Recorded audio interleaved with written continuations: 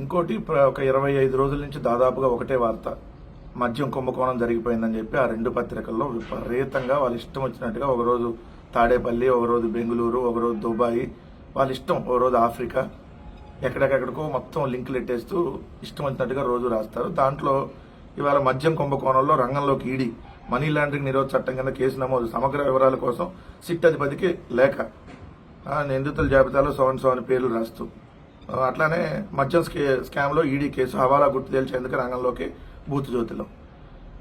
అసలు ఎంత దారుణం అంటే ఆంధ్రప్రదేశ్ రాష్ట్రంలో మద్యం అనేది 2014 టు 19 మధ్య మద్యం కుంభకోణం జరిగింది. మళ్ళీ ఇప్పుడు 24 నుంచి జరుగుతూ ఉంది.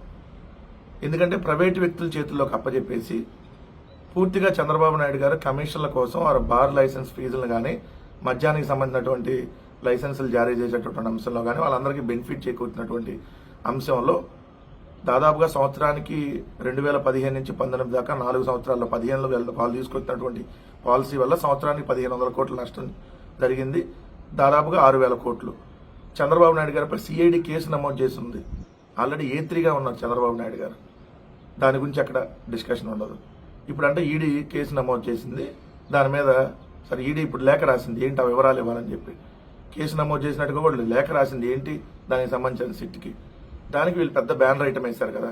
నేను సూటిగా అడుగుతున్నా, ఇదే బూతు జ్యోతి రోతనాడిని ఈడీని సిబిఐని బ్యాన్ చేస్తున్నాం అని చంద్రబాబు నాయుడు గారు అనగానే ఈడీ సిబిఐ అనేది జేబు సంస్థలు అని చెప్పి మీరే కదా రాసింది వార్త.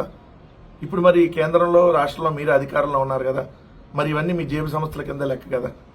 మరి జేబు సంస్థ రంగంలోకి దిగిందని రాయాల్సింది కదా. ఎందుకంటే మీరు అంతకుముందు అలా రాసేవాళ్ళు వార్తలు. ఒకటి ఈడీకి సంబంధించి స్కిల్ డెవలప్మెంట్ కేసులో ఈడీ ఆల్రెడీ మనీ లాండరింగ్ కింద అరెస్ట్ చేసింది, విశాఖపట్నం కోర్టులో ప్రొడ్యూస్ చేసింది. అదే కేసులో చంద్రబాబు నాయుడు గారు జైలుకి వెళ్ళొచ్చున్నాడు. మరి ఏమైంది, దాన్ని కూడా రాయాలి కదా. సో ఈడీనో ఇంకోటో సిబిఐయో మీరు కేసులు పెడితే ఈడెవడో కూడా భయపడేవాడు లేడు. రానిండి, న్యాయపరంగా ఎదుర్కొంటాం. తప్పు చేయలేదు కాబట్టి రైట్ రాయల్గా న్యాయస్థానాల్లో ఎదుర్కొంటాం, న్యాయస్థానాల్లో పోరాడతాం. మా మీద అనేక తప్పుడు కేసులు పెట్టారు అంతకుముందు కూడా, జగన్మోహన్ రెడ్డి గారితో పాటు వైఎస్ఆర్ కాంగ్రెస్ పార్టీ మీద అనేక మంది నాయకుల మీద 16 నెలలు జైలుకి పంపించి వచ్చారు. ఏమైంది, మళ్ళీ వచ్చాం, ప్రజాక్షేత్రంలో తిరిగాం, ముఖ్యమంత్రి కూడా అయ్యాం ఈ రాష్ట్రానికి. సో మీరు ఏదో కేసులు పెడితే భయపడిపోతానికి ఏమైనా చంద్రబాబు నాయుడు లోకేష్ అనుకుంటున్నారా? వైఎస్ఆర్ కాంగ్రెస్ పార్టీ కార్యకర్త కూడా భయపడ్డారు, వెళ్ళొస్తారు జైలుకి. సో మెంటల్గా ఆల్రెడీ ప్రిపేర్ అయి ఉన్నారు. సో మీరేదో తప్పుడు కేసులు పెడితే వాళ్ళ దగ్గరికి వెళ్ళి కాలవేరానికి వెళ్ళే టైపు ఇక్కడ ఎవరు లేరు. సో మద్యం అనే దాంట్లో కుంభకోణం అనేది 2014-19 మధ్య జరిగిందనేది స్పష్టం. ఇప్పుడు కూడా ఊరు పేరు లేనటువంటి ఉర్సా అర్సా లాంటి కంపెనీలను ఎలా తీసుకొని వచ్చారో, 99 పైసలకి ఎలా కట్టబెట్టారో, విశాఖపట్నంలో భూముల మొత్తాన్ని 99 పైసలకి ఉర్సా అర్సాలకు ఎలా అమ్మేశారో ఊరు పేరు లేని కంపెనీలకి, ఈ ఆంధ్రప్రదేశ్ రాష్ట్రంలో చంద్రబాబు నాయుడు గారు 2024 అక్టోబర్లో ఏదైతే 99 రూపాయల మందు పేరుతో ఏదైతే మనుషుల ప్రాణాలని తీసేటటువంటి ఒక సైకో బ్రాండ్లు అవి తాగితే సైకోలాగా అయిపోయి ఏది పడితే చేసే చచ్చిపోతారు, అలాంటి బ్రాండ్లు తీసుకుని వచ్చారు. సుమో విస్కీ, షార్ట్ విస్కీ, అదేవిధంగా Bengaluru malted whisky, Kerala malted whisky, Bengaluru brandy, 99 rupee brandy, ట్రాపికానా brandy, ఇలా ఊరు పేరు లేనటువంటి ఒక కంపెనీలు తీసుకుని వచ్చి ఈరోజు ప్రజల్ని చంపుతూ మీకు సంబంధించినటువంటి డిస్టిలరీలకి లాభం చేకూర్చేలా దాన్ని సేల్స్ పెంచుతూ ఇప్పుడు మీరు కుంభకోణానికి పాల్పడ్డారు. అంతకుముందు మీరే పాల్పడ్డారు. మద్యానికి సంబంధించినటువంటి దాంట్లో మద్యం దుకాణదారులకు లబ్ధి చేకూర్చేలాగా మార్జిన్ని 14% పెంచడం వల్ల సంవత్సరానికి ఇప్పుడు 3000 కోట్ల నష్టం వస్తుంది. ఇది కుంభకోణం అంటే. ఊరు వాడ ఏర్లై మద్యాన్ని పారిస్తూ గుడి పక్కన బడి పక్కన ఎక్కడ తేడా లేకుండా కిరాణా కొట్టుల్లో ఐస్ క్రీమ్ బండ్లో కూడా ఆల్రెడీ మద్యం అమ్ముతూ ఇప్పుడు మీరు సిండికేట్ అయ్యి దోచుకుంటా ఉన్నారు. సో మద్యం అనే దానికి సంబంధించిన దాంట్లో జగన్మోహన్ రెడ్డి గారి ప్రభుత్వంలో ఏ ఒక్క కొత్త బ్రాండ్ కానీ ఏ ఒక్క కొత్త డిస్టిలరీ కానీ తీసుకురాలేదు. నాణ్యమైనటువంటి మద్యాన్నే ప్రభుత్వ ఆధ్వర్యంలోనే ప్రభుత్వం అమ్మింది. ఎక్కడా కూడా ఆ కుంభకోణం అనేది జరగలేదు. సేల్స్ బాగా తగ్గిని, ఆదాయం మాత్రం ప్రభుత్వానికి బాగా పెరిగింది. ఇది ఎట్లా కుంభకోణం జరిగినట్టు? సో దయచేసి ఇంకా ప్రజల మెదడులో విషం చిమ్మేటటువంటి కార్యక్రమాన్ని ఆపేయండి. మీ కేసులకైతే ఇక్కడ ఎవడో కూడా భయపడేవాడు లేడని మాత్రం స్పష్టంగా చెప్పి, ఈ వార్త జగన్మోహన్ రెడ్డి గారు భద్రతకు సంబంధించినటువంటి వార్త. ఆంధ్రజ్యోతిలో చాలా చిన్నగా Z+ భద్రత కోసం హైకోర్టుకు జగన్, అదేవిధంగా ఈనాడులో చూస్తే Z+ భద్రత కల్పించేలా ఆదేశాలు ఇవ్వండి, హైకోర్టులో జగన్ పిటిషన్ నేడు విచారణ. చాలా చిన్నగా లోపల ఎక్కడో చిన్నగా. ఇది ఆంధ్రప్రదేశ్ రాష్ట్ర ప్రతిపక్ష నాయకుడు, వైఎస్ఆర్ కాంగ్రెస్ పార్టీ అధ్యక్షుడు, మాజీ ముఖ్యమంత్రి జగన్మోహన్ రెడ్డి గారి భద్రతకు సంబంధించినటువంటి దాంట్లో ఎంత పూర్తిగా నిర్లక్ష్యంగా వ్యవహరిస్తుంది ఈ రాష్ట్ర ప్రభుత్వం అంటానికి. రషీద్ అనేటటువంటి వ్యక్తిని నడి రోడ్డు మీద ఏదైతే తెలుగుదేశం పార్టీ నాయకులు కిరాతకంగా చంపితే జగన్మోహన్ రెడ్డి గారు అక్కడ పరామర్శకు వెళ్తుంటే ఏదైతే బుల్లెట్ ప్రూఫ్ వాహనం, ఏసీ పనిచేయనటువంటి బుల్లెట్ ప్రూఫ్ వాహనం ఇచ్చి ఏ విధంగా జగన్మోహన్ రెడ్డి గారి భద్రత గురించి ఎంత నిర్లక్ష్యంగా వ్యవహరించారో మీరు చూశారు. మిర్చి రైతులకి మద్దతు ధర కల్పించాలని చెప్పి గుంటూరు మిర్చి యార్డుకి జగన్మోహన్ రెడ్డి గారు వెళ్తే ఒక్క కానిస్టేబుల్ని కూడా పెట్టల.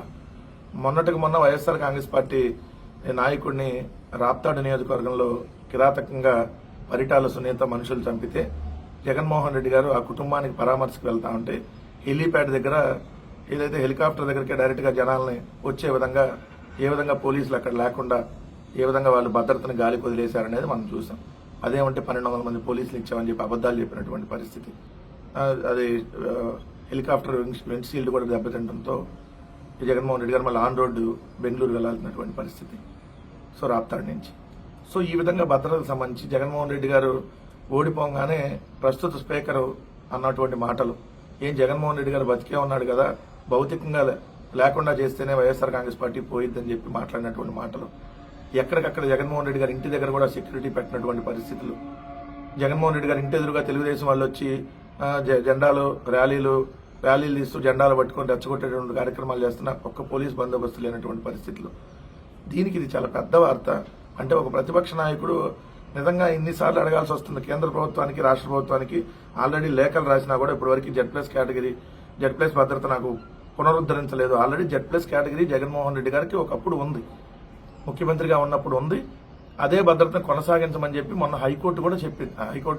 హైకోర్టుకి ఇక్కడ ఏదైతే సెక్యూరిటీ రివ్యూ కమిటీ అని ఉంటుంది ఆంధ్రప్రదేశ్లో, సెక్యూరిటీ రివ్యూ కమిటీ ఆల్రెడీ చెప్పింది జగన్మోహన్ రెడ్డి గారికి ప్రాణహాని ఉంది, సో Z+ కేటగిరీని కొనసాగించమని చెప్పి హైకోర్టుకి చెప్పారు. అంతకుముందు హైకోర్టుకి చెప్పినా కూడా ఇప్పటివరకు దానికి సంబంధించినటువంటిది విచారణకు రాలేదు. మళ్ళీ జగన్మోహన్ రెడ్డి గారు ఇప్పుడు దానికి సంబంధించిన దాంట్లో ఇంత మట్టికి నాకు కేంద్ర సంస్థలైనటువంటి సిఆర్పిఎఫ్ కానీ ఎన్ఎస్జీలతో కానీ తగిన భద్రత కల్పించకపోవడం రాజ్యాంగ విరుద్ధం అంటూ గురువారం కోర్టులో పిటిషన్ వేశారు. మళ్ళీ శుక్రవారం ఈరోజు విచారణకు వచ్చేటటువంటి అవకాశం ఉంది. హాని చేస్తానని డైరెక్ట్ గా బెదిరిస్తున్నా కూడా ఈ కూటమి ప్రభుత్వం అంత నిర్లక్ష్యంగా వ్యవహరిస్తుందో మనం చూస్తా ఉన్నాం. ఇక్కడే ఇంకొక ఇంట్రెస్టింగ్ వార్త, ఇది అది కలిపి చదవాలి. ఎందుకంటే మనం ఇక్కడ సీఎం భద్రత విషయంలో పటిష్ట చర్యలు తీసుకోండి అంటూ ఎస్పీలకు డీజీపీ హరీష్ కుమార్ గుప్తా ఆదేశం. ఇదే పత్రికలో ఇదే రోజు వచ్చినటువంటి వార్త. ముఖ్యమంత్రి చంద్రబాబు భద్రత విషయంలో మరింత పటిష్ట చర్యలు తీసుకోవాలని ఇంటెలిజెన్స్ సెక్యూరిటీ విభాగం అధికారులు డీజీపీ హరీష్ కుమార్ గుప్తా గారు ఆదేశించారు. సార్, హరీష్ కుమార్ గుప్తా డీజీపీ గారు ఒక చంద్రబాబు నాయుడు గారే మీరు డీజీపీనా, ఆంధ్రప్రదేశ్ రాష్ట్రానికి డీజీపీనా? చంద్రబాబు నాయుడు గారికి భద్రత కల్పించవద్దు అని చెప్పి అవ్వడం అంటలా. చంద్రబాబు నాయుడు గారికి కాదు, అందరికీ వీవీఐపీలు అందరికీ భద్రత కల్పించాలి, ప్రజలకు కూడా అదేవిధంగా భద్రత కల్పించాలి. మీరు ప్రజల ప్రాణాలు ఇన్నిసార్లు కోల్పోతా ఉంటే, అనేక ఇన్సిడెంట్లు జరిగితే డీజీపీగా అసలు మీరు ఉన్నారో లేరో ఎవరికి తెలియదు.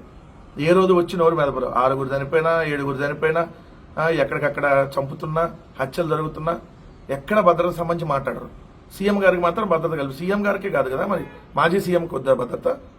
సీఎంకే భద్రత. మరి మాజీ సీఎం జగన్మోహన్ రెడ్డి గారు ఇన్నిసార్లు రాస్తే ఎందుకు భద్రత కల్పించాలా? అంటే డీజీపీ తెలుగుదేశానికి డీజీపీగా, చంద్రబాబు నాయుడుకి డీజీపీగా పనిచేస్తున్నాడు అనేది ఈ వార్త చూస్తే అర్థం కావట్లేదా? చంద్రబాబు నాయుడు గారికి భద్రత కల్పించండి, ఎవడొద్దన్నారు? దాంతోపాటు మాజీ ముఖ్యమంత్రులకి, ఏదైతే వైఎస్ఆర్ కాంగ్రెస్ పార్టీకి సంబంధించి ప్రాణహాని ఉన్నటువంటి నేతలందరికీ కల్పించమంటున్నాం, ప్రతి ఒక్కరికి కల్పించమంటలేదు కదా. అంటే ఏ విధంగా వాళ్ళు రెడ్ బుక్ రాజ్యాంగంలో వాళ్ళకి సంబంధించినటువంటి వాళ్ళకి రక్షణ కల్పించుకుంటూ మిగిలిన వాళ్ళ ప్రాణాలు తీసేయాలనేటటువంటి ఆలోచనతో ప్రభుత్వం వెళ్తున్నప్పుడు దానికి డీజీపీ గారు కూడా తానా అంటే తందానా అన్నట్టుగా ఉంది అనేది ఇది చూస్తే అర్థం కావట్లేదు. 2 ఉగ్రవాద దినపత్రికలను మనం ఎందుకు అంటున్నామంటే, చూడండి వాళ్ళు పెట్టిన హెడ్డింగ్, అసలు విషయం ఏంటో. మద్యం కుంభకోణం కేసులో నిందితుల కోసం గాలింపు, ఎవరైతే చచ్చిపోయిన రామోజీరావు, బతికున్న కిరణ్ దినపత్రికలో, బతికే ఉన్నటువంటి ఆంధ్రజ్యోతి దినపత్రికలు, జగన్ పత్రిక ఎడిటర్ ఇంట్లో పోలీసుల సోదాలు, జగన్ పిఏ కేఎన్ఆర్ ఇంట్లో కూడా మద్యం కుంభకోణం కేసులో కీలక నిందితులుగా ఉన్నటువంటి వ్యక్తులు జగన్మోహన్ రెడ్డి గారి పిఏ ఇంట్లోనూ, సాక్షి ఎడిటర్ ధనంజయ రెడ్డి ఇంట్లో ఉన్నారనేటటువంటి సమాచారంతో పోలీసులు సోదాలు చేశారంట. డైరెక్ట్ గా ఎవరైతే విజయవాడ సెంట్రల్ ఏసీపీ వెళ్లి సోదాలు చేశారంట, అక్కడ లేరంట, వస్తే సమాచారం ఇవ్వాలని చెప్పారంట.